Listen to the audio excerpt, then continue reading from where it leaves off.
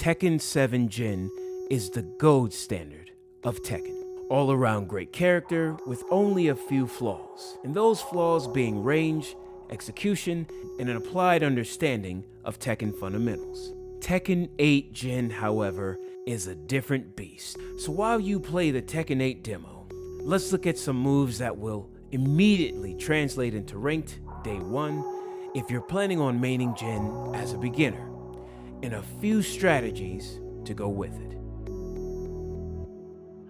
Use his left-right series. The axe kick ender is neutral on block in the attack string and still knocks down on hit. Blackout remains solid here as well, reallocated to down 1+2. Spinning hook kick is still safe on block. Still wall splats, but no longer provides a launcher on counter hit.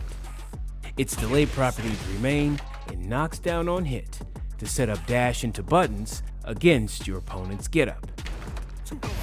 Left jab double O is a simpler 1-3-4 input now. The last hit is delayable, and the last strike still launches on counter hit. Now these 3 strings alone, as I've said before, can really make Jin hard to deal with up close. They all start off at 10 frames, which means they're fast attacks.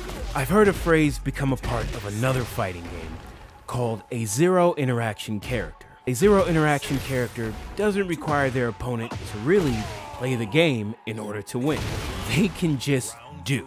Jin may be the zero interaction character in Tekken 8, as his offense is very powerful.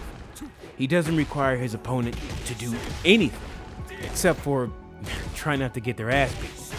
People looking to duck, crouch block, or parry. Mix in attacks that start with mids or have mids in them, like as follows. Double thrust roundhouse, 2-1-4. Knocks down on counter hit, and it looks like Jin can do some harder execution Jin stuff, but I couldn't find it. You can do some cheeky ground stuff for short, like back 3+4 if ops doesn't get up the right way to go right back into another ground game situation. This string is safe on block, and the last hit is delayable. Mid left punch, roundhouse, down forward 1-4. Down forward 1 is an excellent mid check to Jin's opponent, with the 4 button being delayable. Counter hit knocks down for, you guessed it, more Oki opportunities. In this string too, wall splits. So just this handful of attacks, covering highs and mids while being in your opponent's face. Every single one, except the jab dub low string, is safe.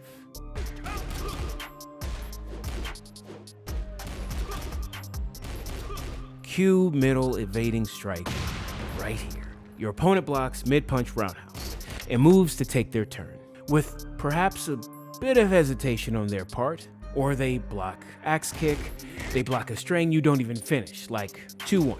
Middle strike can tag them for a counter hit.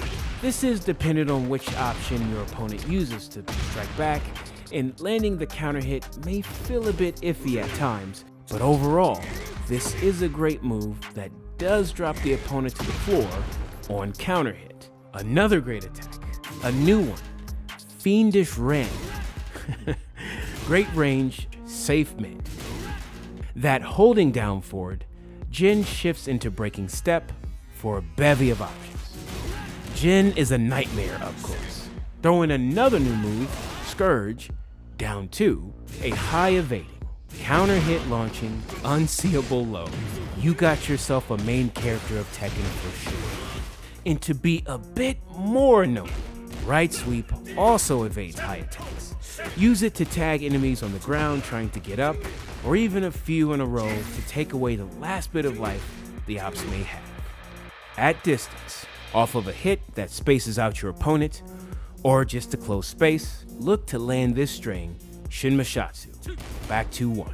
It's got a longer range than even down forward 2, which is saying something, and the string is delayable to catch your opponent pressing.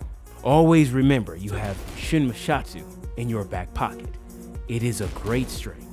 Demon's Paw is another great way to close space, and if it's blocked, Evading mid, we'll be back at it again.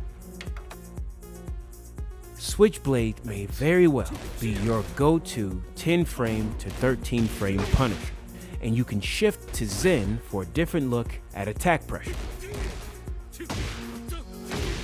Median line destruction, which is also a heat engager, will punish anything minus 12 frames or beyond.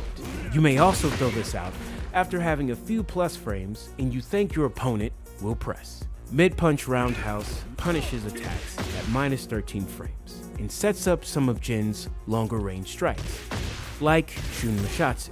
High right roundhouse, or the 4 button, makes things interesting. No longer a counter hit launcher like in Tekken 7, but it drops the opponent to one knee, where things like mid-punch roundhouse or median line destruction are guaranteed.